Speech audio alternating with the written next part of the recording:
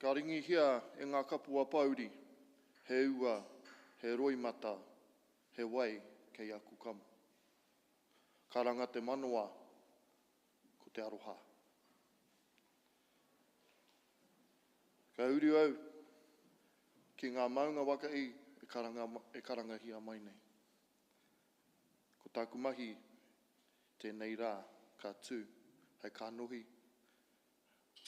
tāku iwi o te Aotearoa, e mihi atu ana, kia koutou. Nau mai haramai. Nau mai haramai ki runga i tēnei wenua e takoto mai nei. Nau mai haramai ki roto i tēnei ware o tātou, te ware parimata. I raro, i te maru o ahu mai rangi e tū mai nei. Whatu ki runga, ki te kāhui whetū, ki te tāhuhu nui o rangi nui e tū nei. Ko rātou, kua wehe ki te pō. Tēnei wā,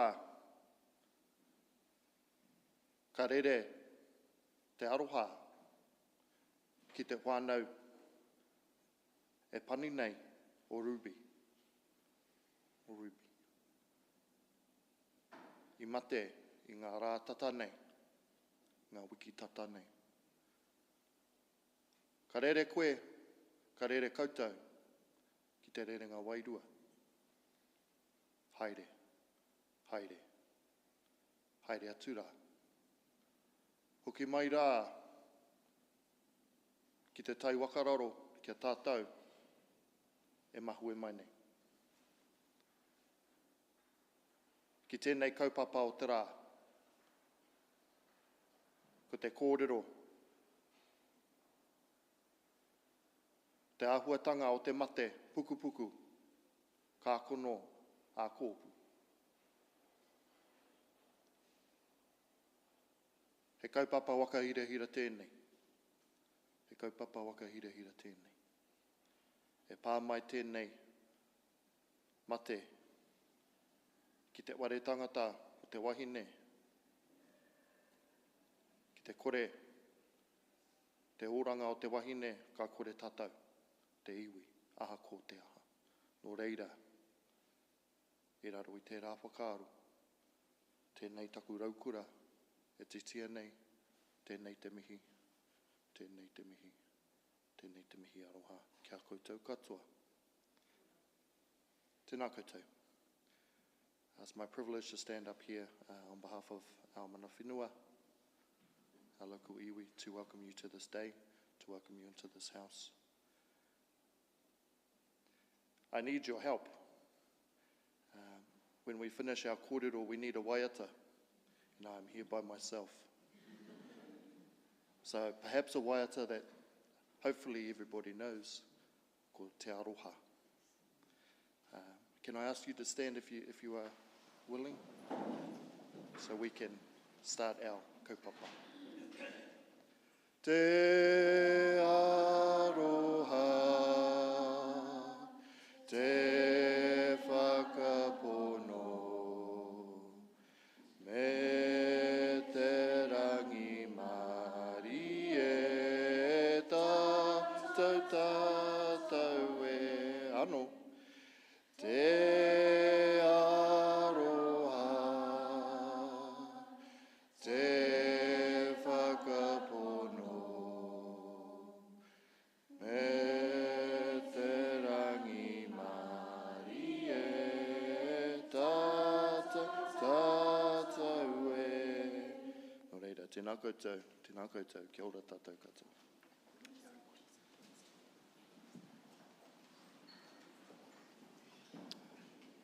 So tēnā koutou katoa, na mihinui kia koutou katoa. Welcome everybody, it's wonderful to see you all here. You will have noticed that we're all wearing small stickers with GH, Grand Hall. I'd like to think it's gorgeous and handsome, just saying. But we're delighted to have you here. So we're just going to begin with some housekeeping before we start our proceedings. My warm thanks to Trey for your words of welcome to us and starting this important day for us so well. If the fire alarms sound, we need to evacuate via the same route by which we came in. So the security staff will direct us and we will follow their instructions. The evacuation assembly point is Bulga Park, which is at the rear of the building that we're in. If there's a medical emergency, we don't call 111. I'm a nurse, so that's quite hard, but anyway, we instead have the security staff managing that process for us. So in the event someone needs some support, they will do that for us. Then importantly, and last of all, toilets, or the wharepaku, are to our side here. So if you see the doors and go through, the toilets are there for our use. So my final comment would be just, if you haven't had an opportunity yet, because we're live streaming, we would be really pleased if you would please turn off your phone or check it and pop it on silent for us, please. So I'm just going to give you a minute to do that, and then I'm very pleased to be introducing our patron, Ali Ludeman, to you. So just a moment to do that, and then Ali will speak to us. Kia ora tātou.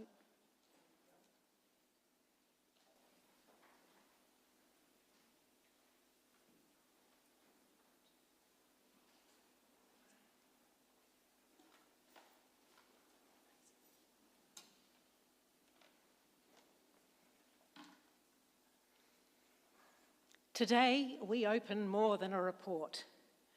We open the record of lives lived in the shadow of a diagnosis. A record shaped by women and their courage in telling the truth of ovarian cancer. A record that demands the need for improvement.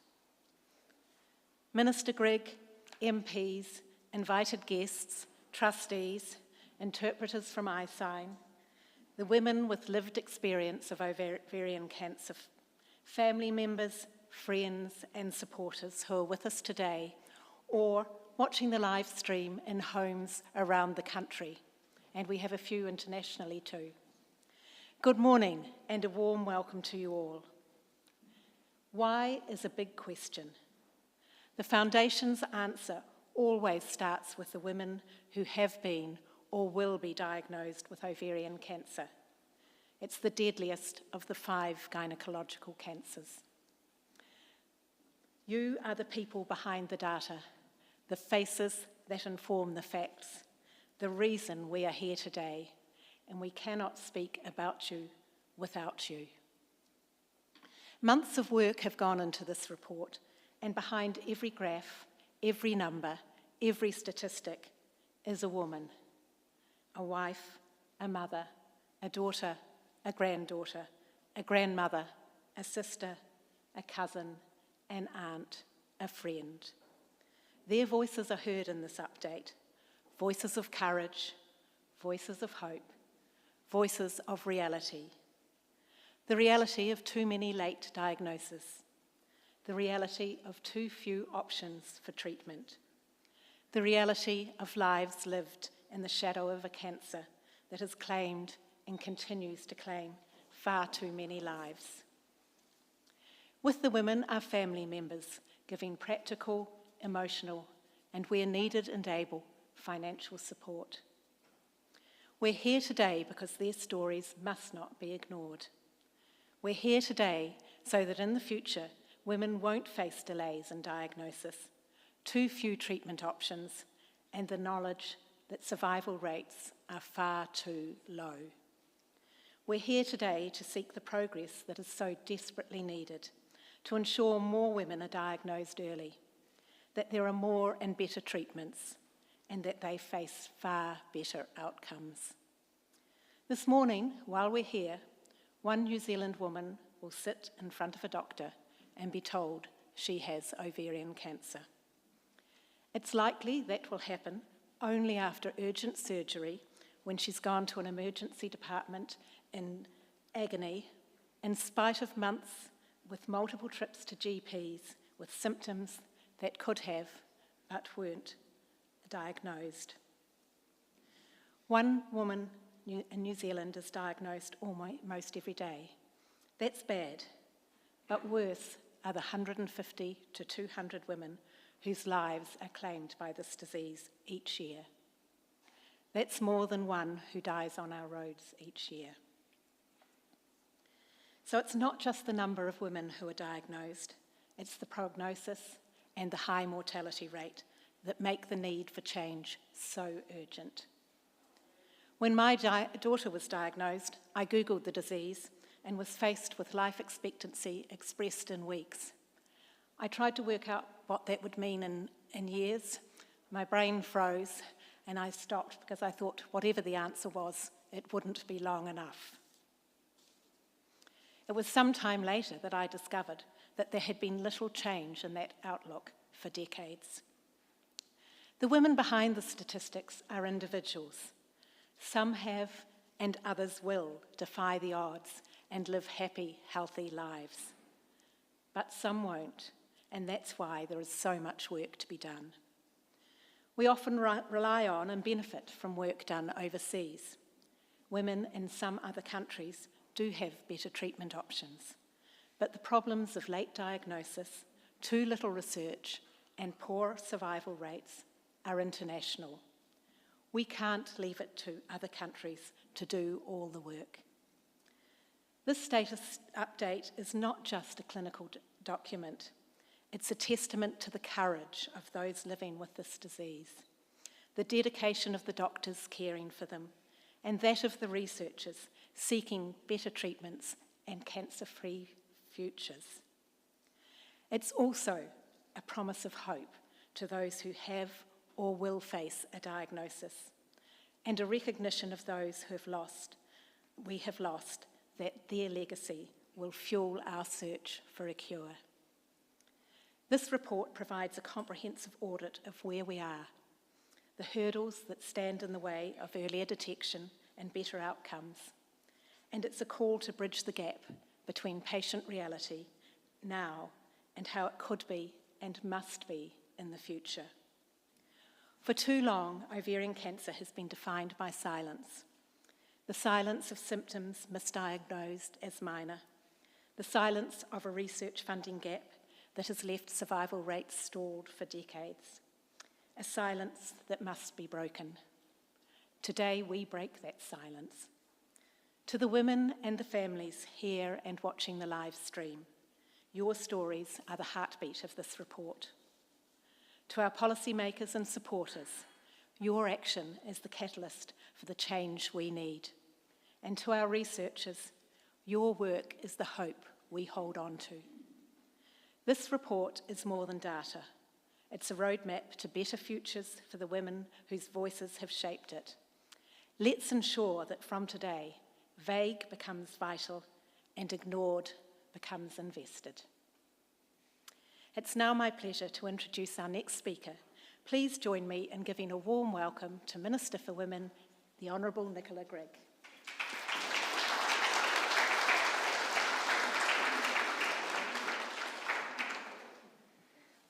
Thank you, Ellie. Kia ora koutou, morena, good morning everybody. Welcome to your House of Parliament, your House of Representatives. I stand here as the humble substitute of the Minister for Health, who's unavailable today because he's in Auckland, so I hope you don't mind my filling in. I look around this room, and again I am humbled. This is a really powerful room. I can see the Cancer Society, the Māori Women's Welfare League, the National Council for Women, the Equal Opportunities Commissioner, the Ministry for Women, many, many clinicians, many, many advocates. So I'm already feeling heartened. This report that is being launched today is a vital tool.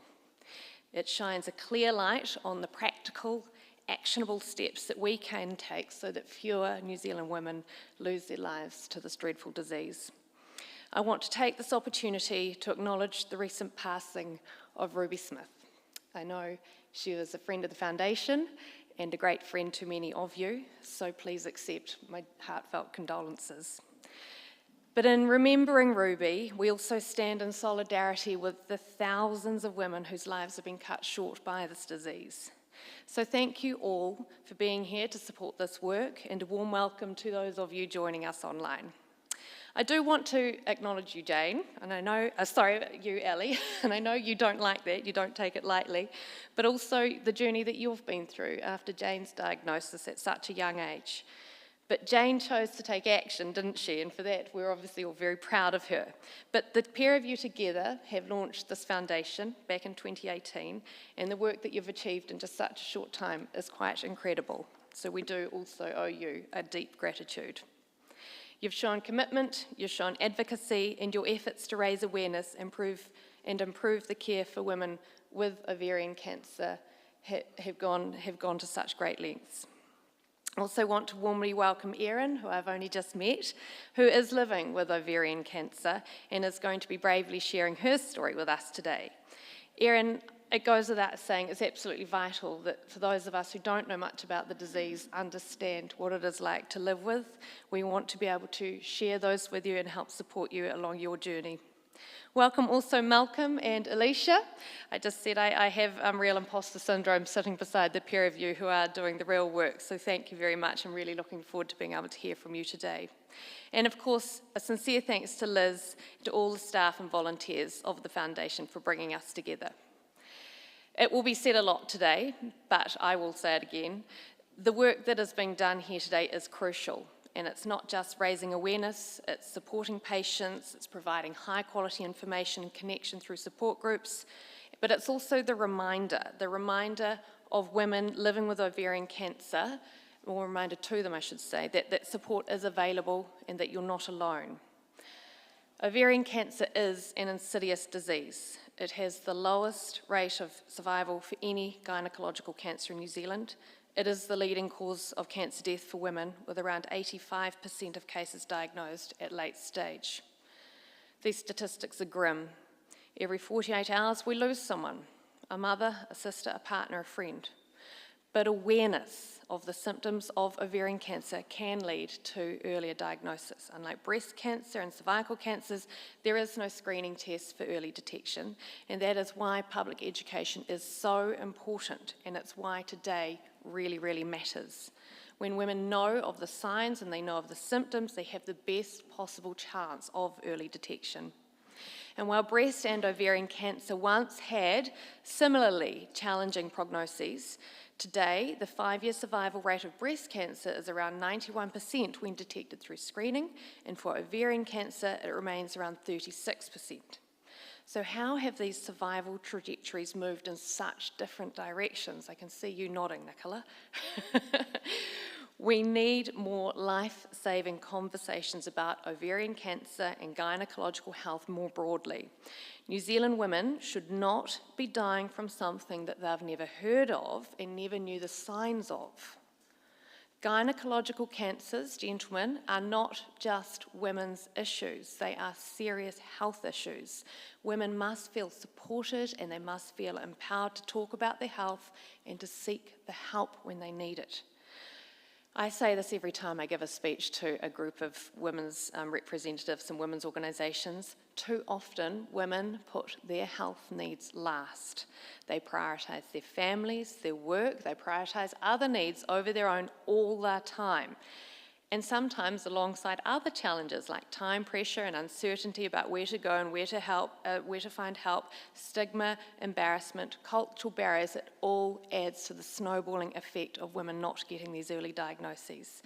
So supporting women and girls to have good health and wellbeing really is a key focus of the Ministry for Women at the moment. We're working together with the Associate Health Minister on what we can do to lead change, because we want to see women thrive, we want our communities to thrive, and caring for women's health is foundational to that. Women have told us that while a lot of health information exists, it's really hard to navigate. I myself wouldn't even know how to access the health system. And many are not aware of what services they're entitled to or that they're eligible for. So there's real opportunity here to empower women with clear, accessible information to support informed decisions and achieve that timely help. So the launch of this report is part of that effort. It amplifies women's voices, it increases awareness and strengthens the case for action. So a heartfelt thank you again for coming together today to educate, to raise awareness, to support those affected, and ultimately to help save lives. I don't think there's anything more important than that cause. Thank you.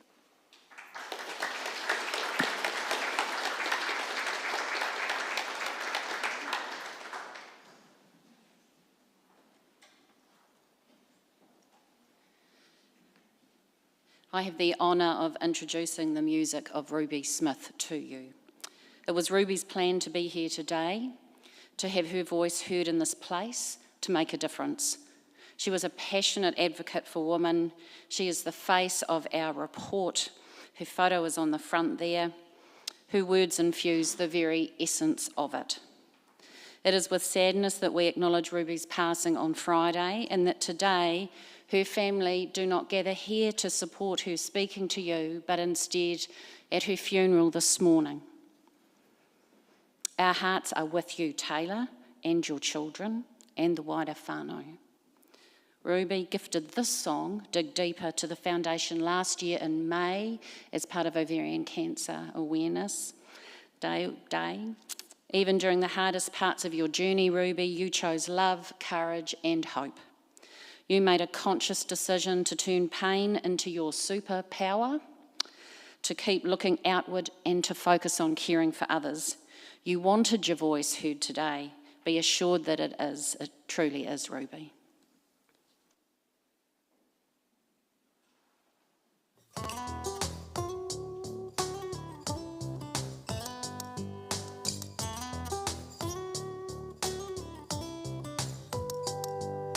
Sitting in a dark room, everything's black and white. Got the news today, don't know how we'll sleep tonight. People say you got this, and I know they mean well, but there's more to the story that feels too hard to tell. Running through the tears, gotta keep on moving.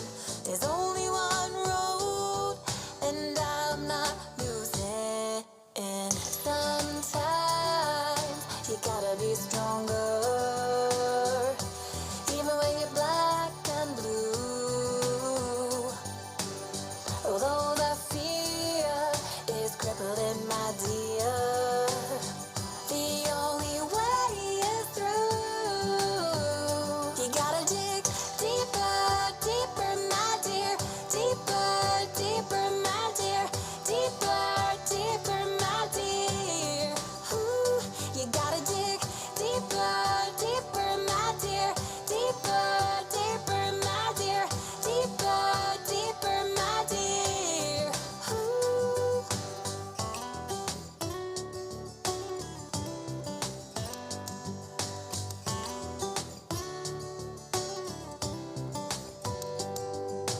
Been here before, claw marks to roar, so I know what's coming. Can't get off the floor.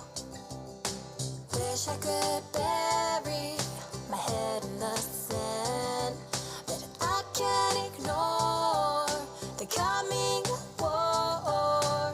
Running through the tears, gotta keep on moving. There's only one road, and I'm not losing. Sometimes you gotta be stronger, even when you're black and blue. Although the fear is crippling, my dear, the only way is through. You gotta dig deeper, deeper, my dear, deeper, deeper, my dear, deeper, deeper, my dear.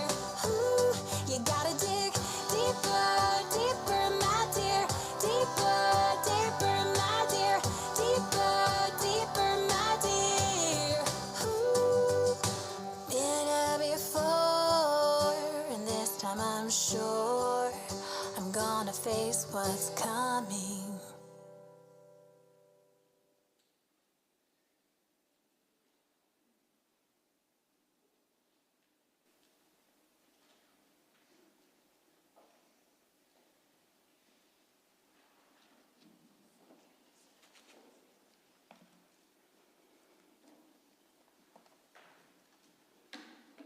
I'm pleased to be able to speak to you about the report which the Ovarian Cancer Foundation of New Zealand launches today, and to begin by acknowledging the importance of providing a space in which to hear the voices of wahine and whānau.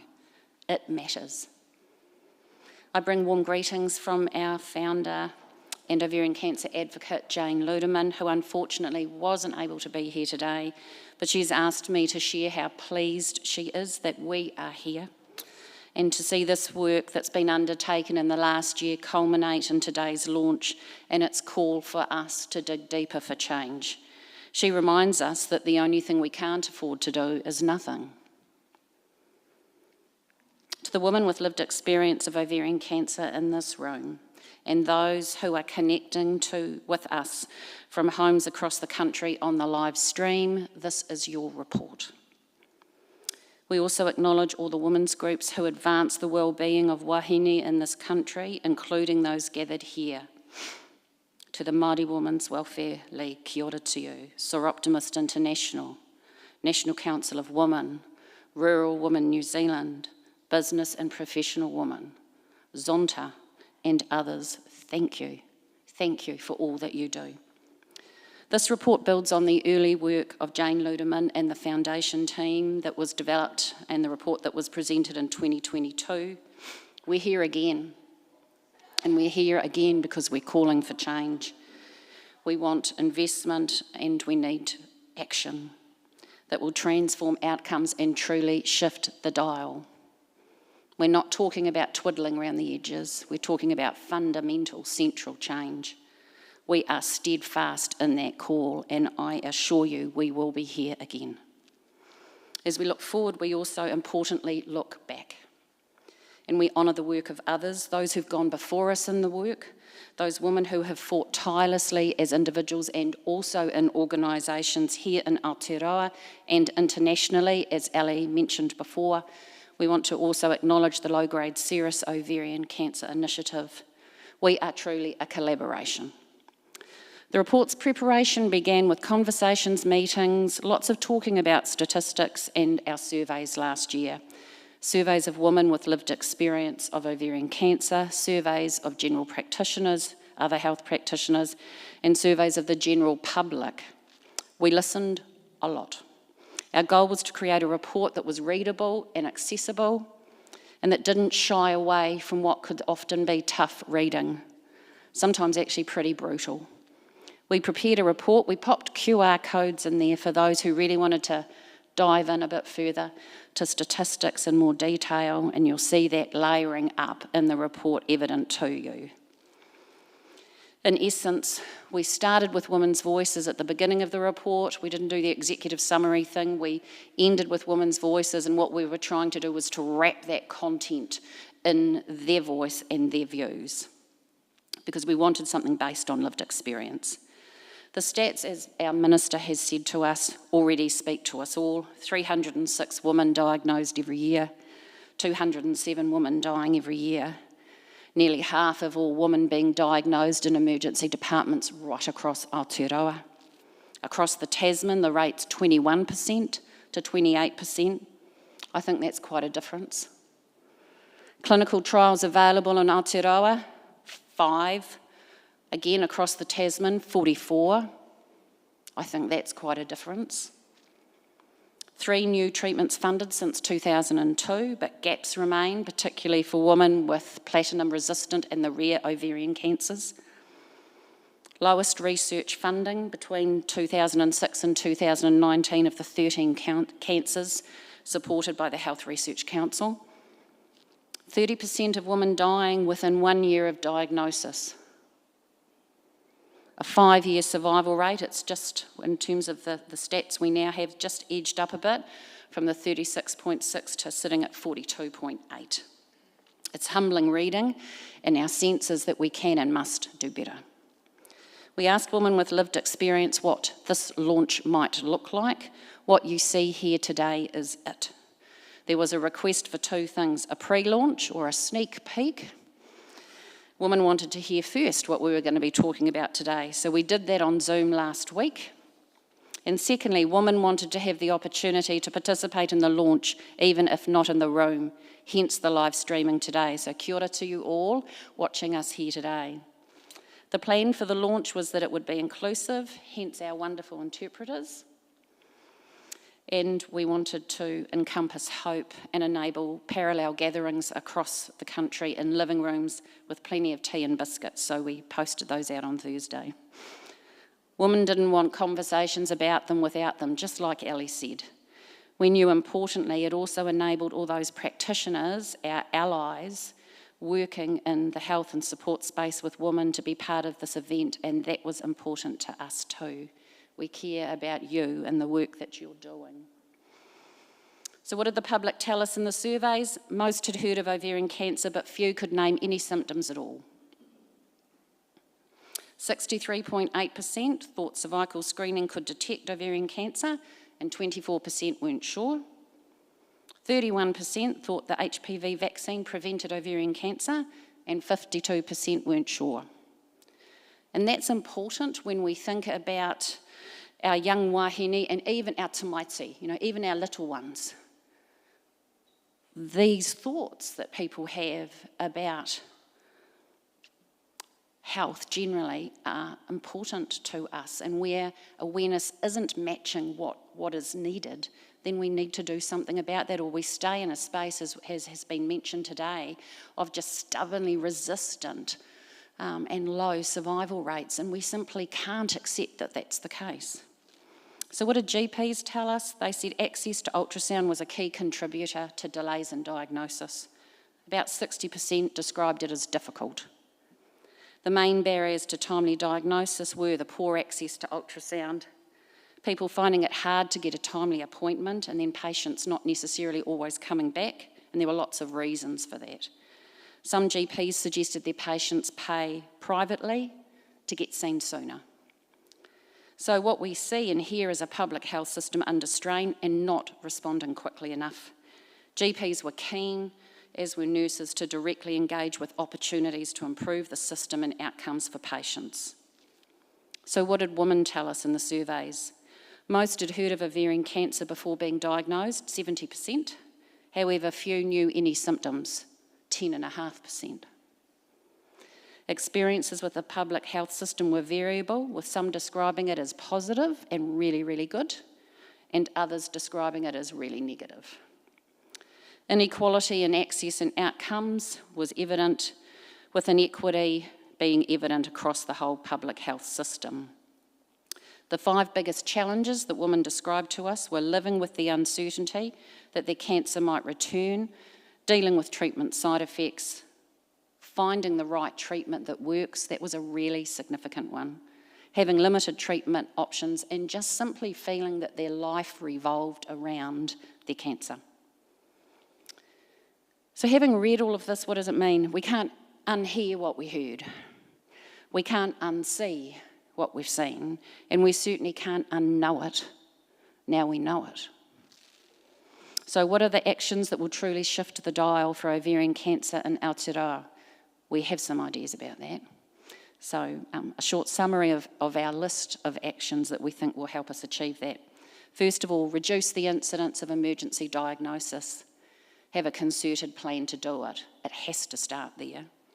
Add ovarian cancer symptoms education to the National Cervical Screening Program, and clarify that screening does not check for ovarian cancer. Health pathways need to be amended. We think that GPs should be able to refer symptomatic women for an ultrasound as well as a blood test at their first visit, not be in a process of having to have consecutive visits to do these things, which we know create delays. Address the data gaps. We need more accurate and real-time data. Funding is needed to develop an ovarian cancer register to link into the work of CanShare being undertaken by the Cancer Control Agency, Te Ahu Aotearoa. The current lack of ovarian cancer registry means we just don't have the accurate data about the different types of ovarian cancer and women's experiences. We also think it's important to identify people at higher genetic risk of ovarian cancer, to front foot it. Reducing the BRCA testing thresholds would be a good idea. Developing a familial cancer registry to track families with hereditary cancers also would allow timely intervention. And we'd certainly like to see legislation, against genetic discrimination by insurance companies, because that is about reducing deterrence to genetic testing. We think about our gynae-oncologist family, and we need urgently to address the gynae-onc specialist shortages. Aotearoa currently has 7 to 8 full-time equivalent gynae-oncologists. To meet international benchmarks, a country of our size at 5 million should actually have 15 or 16. That's a gap. Increasing investment in this workforce and supporting recruitment would enhance capacity and alleviate the heavy workload on existing specialists. We care about you, and we want to know that you are cared for. We'd like to see prioritisation of ovarian cancer clinical trials. They're a really critical part of ovarian cancer treatment. Participating in a trial can give you early access to treatments that might, with time, become the standard of care. Only a small number of women can qualify for those 5 trials I talked about, where in Australia women can access 44.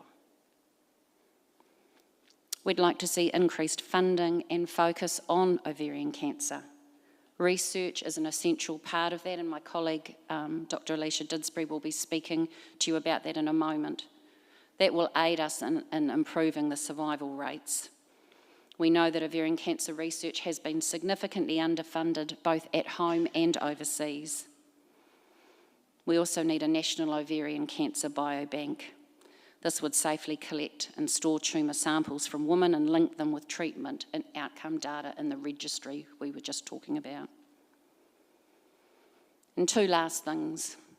We want to see women included in both service design, involved in policy and in research. We don't want them to be just simply asked to review things that others have done and created and established. And finally, we want to see improved medicine access and investment. It's absolutely essential. Since 2020, there's been 3 new treatments, olaparib, niraparib and bevacizumab. I was a bit nervous about saying that sentence just there. I practiced that bit the most of everything in here, just saying. They've been funded for ovarian cancer, and that does reduce some of the gap that I was talking about in terms of our cousins across the Tasman. But whilst these provide more options, we've still really got gaps for women with platinum-resistant and the rare ovarian cancers. The length of time to approve new treatments is of real concern to us. Bevacizumab took 12 years. Calyx, which is funded in Australia, is yet to be funded despite an application made to Pharmac 18 years ago. These are all the things that will truly shift the dial, and we are committed to ensuring that that happens. So just as we heard in the report, The Voices of Women Matter, I'm pleased to now introduce Erin. Erin is an ovarian cancer advocate, a member of the Ovarian Cancers Lived Experience Advisory Group, and I invite her to share her story with us all. Welcome, Erin. Thanks for listening.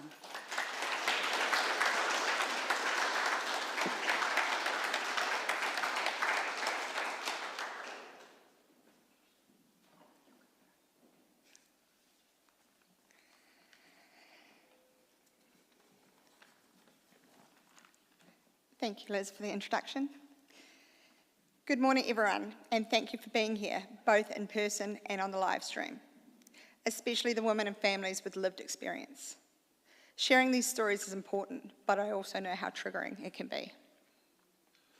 My name is Erin Bassett, and in May 2020, while the world was in chaos with COVID-19, my own world turned upside down with the diagnosis of stage 4 low-grade serous ovarian cancer at just 35. Like many women, my path to diagnosis was long, frustrating, and filled with missed opportunities. For more than a year, I had bloating that made me look pregnant, stabbing pain in my abdomen, pain in my back, and pain during intimacy. My partner Chris and I were also struggling to conceive, so I just knew something wasn't right.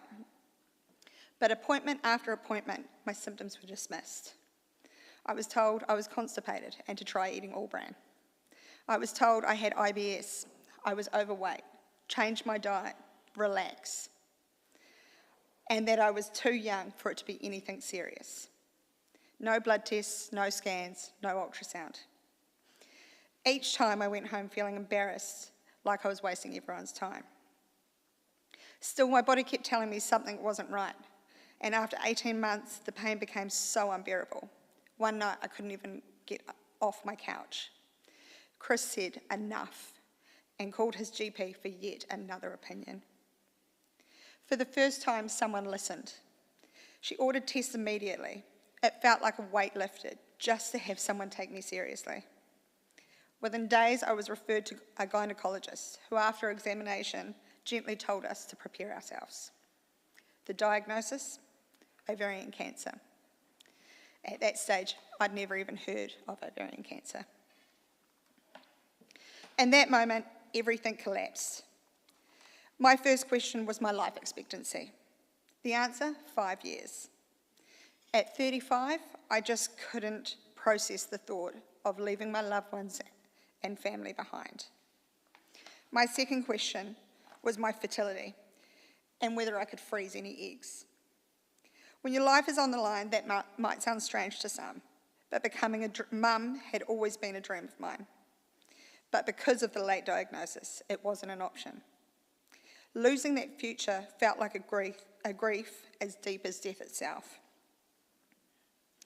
At the same time, COVID made my role redundant. My last official day of work was the day after my diagnosis. So alongside the cancer came the financial stress and uncertainty of how we'd pay bills, whilst also not being eligible for any financial assistance, even though our household was now down a full income. However, in the middle of all these specialist appointments, bloods, biopsies, and having over 5 litres of cancerous ascites drained from my stomach, Chris and I chose positivity. 10 days after diagnosis, we had a small beach wedding with our immediate family so we could face this battle as husband and wife. For a few hours, cancer didn't define us. We were just 2 people in love, and it was perfect. Then treatment began. I had my first surgery in June to assess the spread, where they found tumours on both ovaries, plus spread to my lymph nodes, stomach lining and bowel. Then a week later, a 9.5-hour surgery, removing my ovaries, fallopian tubes, uterus, cervix, appendix, omentum, peritoneum, and a scraping of the bowel, needing 78 staples running from my lower abdomen to my breastbone and 2 draining ports. Recovery was brutal, delayed further by my incision splitting open and leaving a gaping hole that had to be restitched. Then 6 rounds of chemo. Long days filled with nausea, brain fog, bone pain, hair loss, you name it. But I told myself, if I feel this bad, something must be working. We tried to find joy where we could with silly photos before treatments, shaving my head over with family over a few drinks, and just refusing to let cancer steal everything. By February 2021, I heard the words, "no visible signs of cancer." For many people, that sounds like the end of the story. But with ovarian cancer, it's never really over. I live with ongoing side effects from treatment, both past and ongoing. Early menopause, osteoporosis, and needing 2 bone infusions to date just to keep moving. And unfortunately with this, we have been forced into the financial strain of this disease once again, after our insurance company has recently made a blanket change to their policy, no longer providing full cover on ongoing scans and treatments and specialist appointments. But after everything we've been through, we know better than anyone else, these checks and appointments are not luxuries. They are not things that should wait. Time should never be a deciding factor when it comes to your life. And then what so many people forget and underestimate is the emotional trauma that is continual, and not just for me or you, but for all those that fought the journey with us. People say, "at least you're better now," when in reality, every ache, every scan, every blood test brings the question, is it back? All future plans you make, you wonder, are you even going to be there for them? And it doesn't just affect you. Cancer ripples through the whole family. My stepdaughter once came to me in tears after learning that around 70% of cases reoccur within 5 years. How do you reassure a child that everything will be okay? Sorry. when you never fully believe it yourself. That's what this disease does. It steals certainty, it steals peace, and it steals futures. Sorry. I often wonder how different things could have been if just one doctor had ordered an ultrasound earlier, if awareness was stronger, if research was further along. Maybe it would have been caught sooner. Maybe I could have preserved my fertility. Maybe I wouldn't be living with a stage 4 disease. And that's why I'm here today, not for sympathy, but for change. We need better awareness so women and doctors recognise the symptoms earlier. We need more research and better treatments. We need more funding so women aren't dismissed or diagnosed too late. So please don't let this story end with me. Talk about ovarian cancer, share the symptoms, support Ovarian Cancer Foundation of NZ, advocate for research, start conversations. Because every voice, every conversation, and every dollar buys women like me more time. This disease takes too many women too young, but together we can change that. Thank you for your time and support and standing with us in this fight. And now I would love to introduce you to our next speaker, Malcolm, who's a trustee of the Ovarian Cancer Foundation of New Zealand and also a member of the Whānau Lived Experience Advisory Group.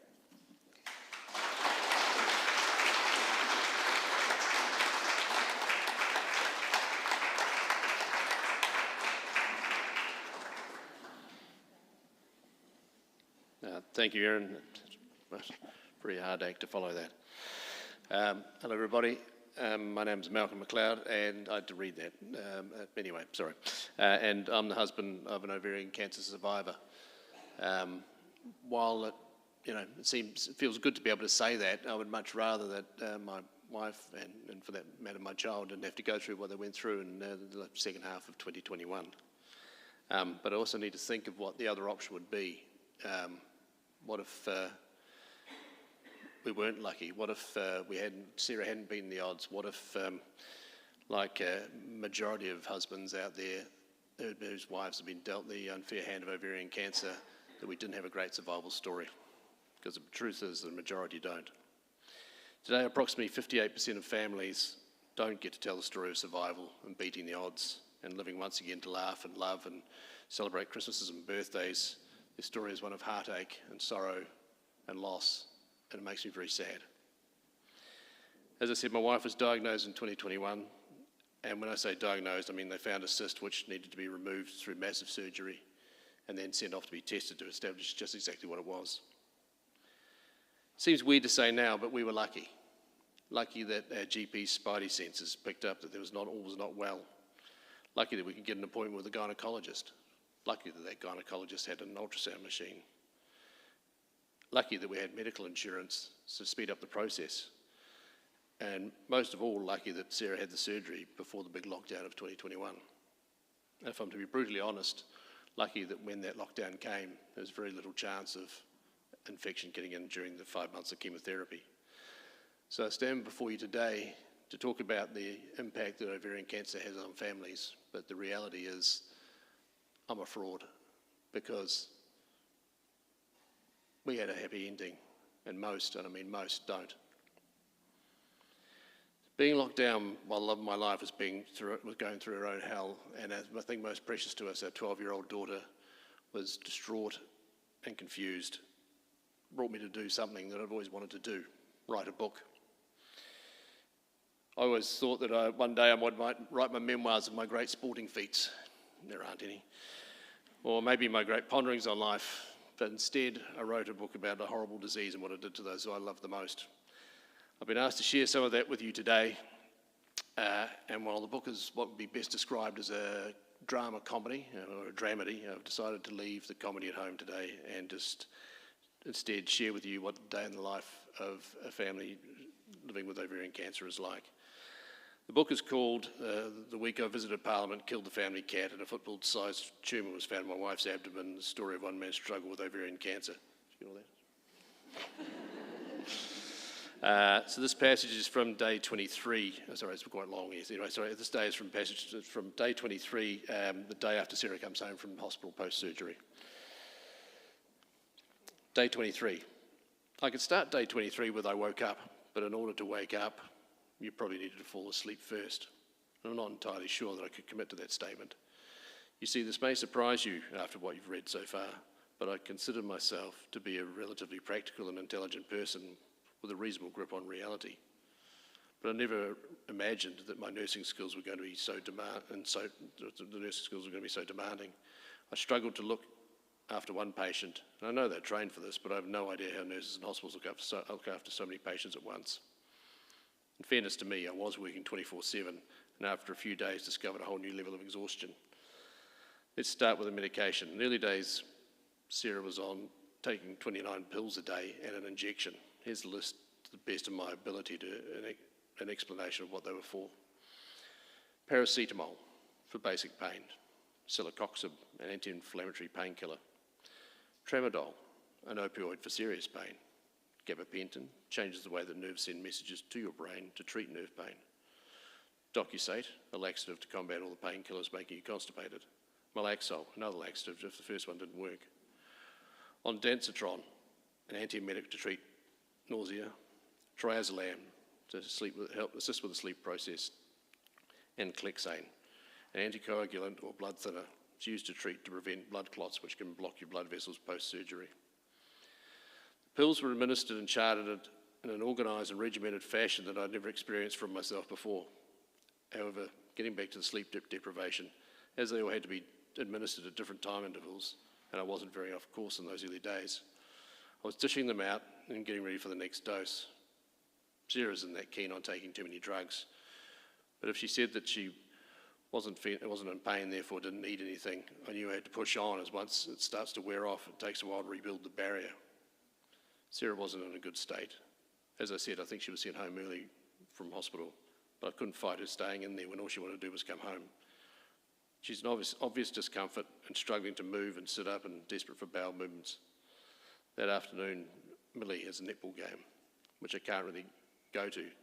One of the few school mothers that is aware of the situation offers to take Millie and drop her back and supply us with dinner. Whilst I'm not good with accepting food parcels, something that would change pretty quickly, it's extremely well received by an exhausted husband and a non-eating patient. It's the coldest, wettest night of the year, and the netball courts appear to be in the coldest, wettest area of the city. I do feel extremely guilty. I thank the chauffeur/chef very much for braving the weather and delivering home the soaking princess. We sit down to some outstanding homemade pumpkin soup. Dishing out pills and charting them is easy. Administering injections when you have zero ability in the field to a woman who has an irrational fear of needles is a whole completely new kettle of fish. Clexane was the first real part of the journey that treated our patients and my stepping up as a husband caregiver. Every night for 28 nights, my alarm would go off at 8 p.m. and remind me it was time to start the great needle debate. First night was a challenge for all involved. Millie had to leave the room. I read the instructions a number of times, and Sarah squirmed. Eventually, when I was about to administer the preloaded dose from the almost fail-safe device, Sarah demanded that I use an alcohol swab first. But we don't have any alcohol swabs, I protested. We have Dettol and cotton balls, but no, it had to be an alcohol swab. So that's how the fifth pharmacy visit eventuated. Yes, a mad dash to the urgent pharmacy at 8:15 p.m. to buy alcohol swabs so that I could inject the anticoagulant.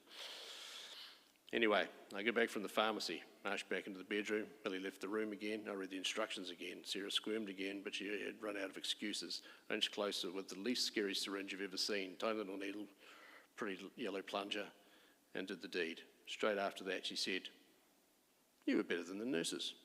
It was a great moment of pride for the newly anointed head nurse of the household. 1 down, 27 to go. So that was 4.5 years ago, and now I'm here as a trustee of the Ovarian Cancer Foundation, asking for change. Thank you for listening and allowing me to share that with you. I'd now like to introduce you to Dr. Alicia Didsbury. Alicia is an ovarian cancer researcher and a trustee of the Ovarian Cancer Foundation. Thank you.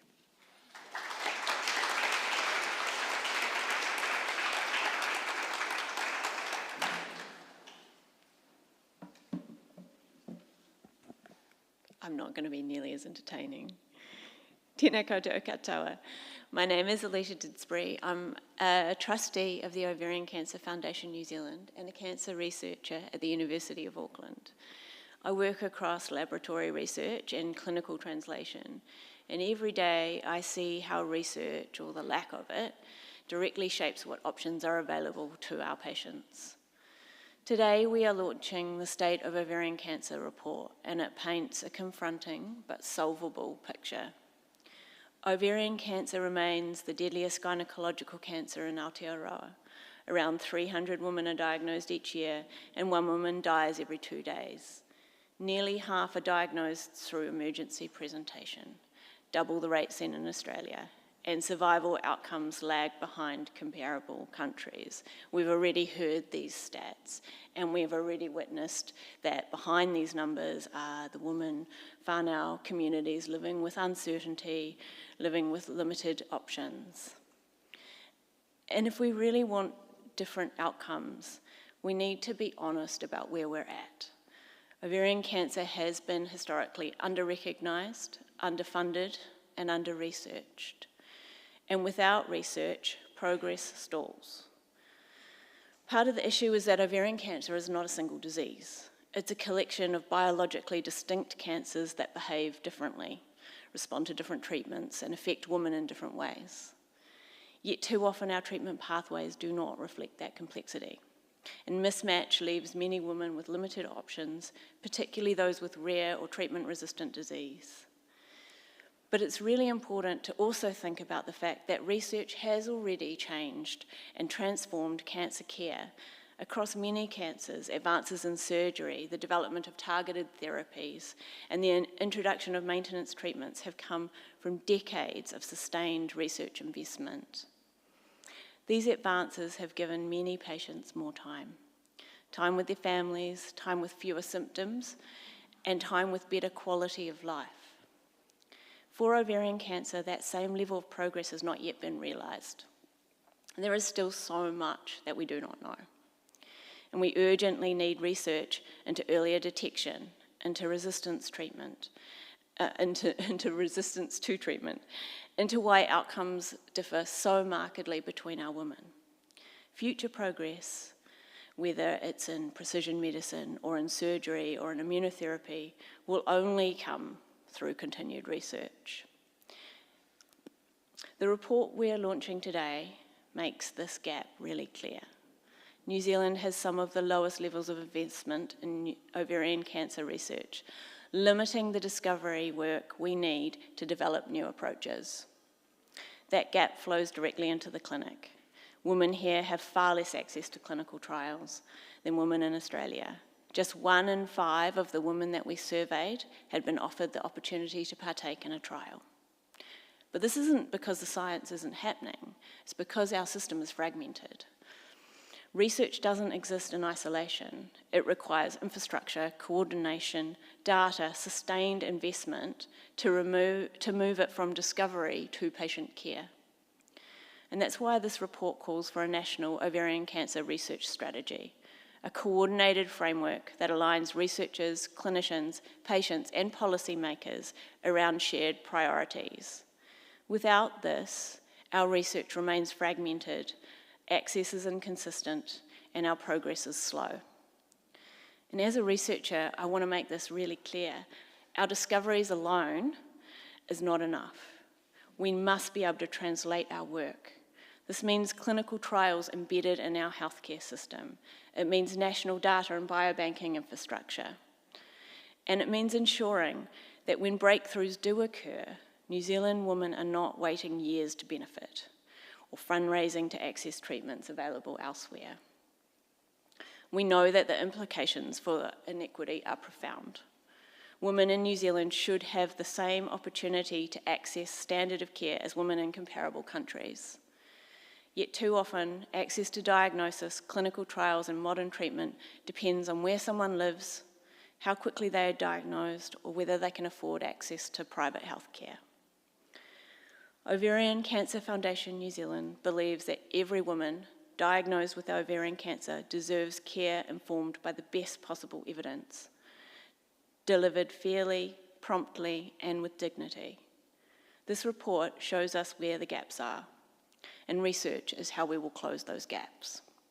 Thank you. And I'd love to welcome back Ellie and Malcolm to the stage.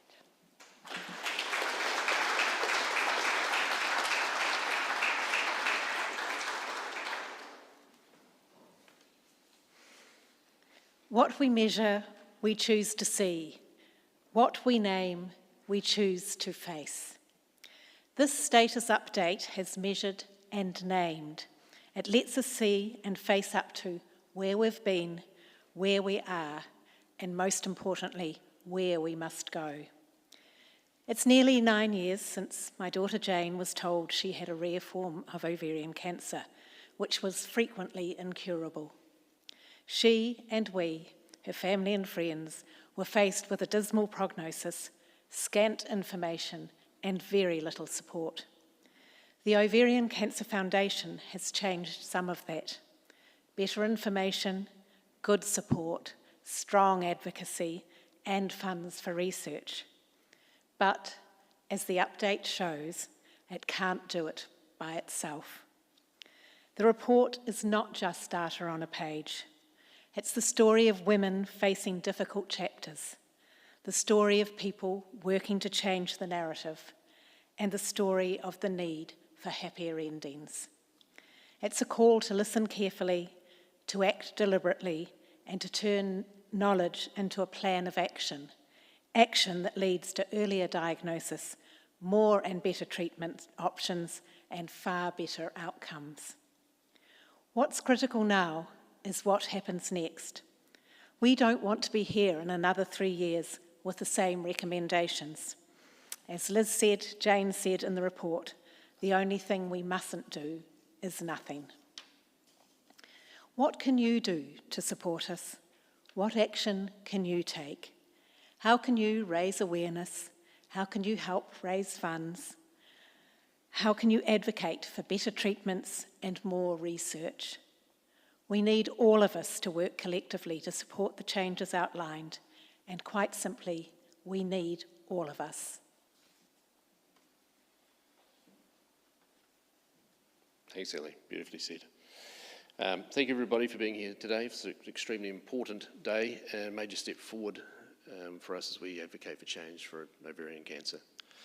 As an organisation, we look forward to working with you all to make a difference. Thank you so much to the Honourable Nicola Grigg, Minister for Women, for giving us her time and words today. I'd also like to thank all of our colleagues and volunteers for the incredible work that has gone into producing this groundbreaking piece of work. Thank you also to the researchers, clinicians who are working tirelessly for breakthroughs and improvements in treatments and care in our wider ovarian cancer community for their tenacity and passion. A very special thank you to those ladies living with ovarian cancer who have made it here today, both in person and online, and especially those who are no longer with us and their families. I'd now like to pass you over to Trey for the closing karakia. Trey.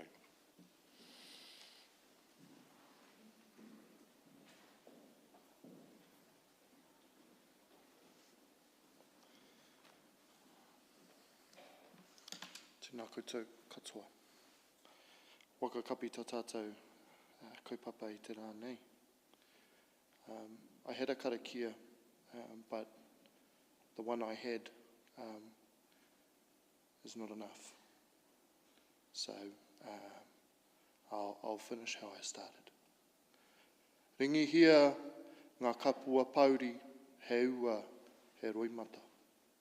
Anō nei te wai kei aku kamo karanga te manawa ko te aroha.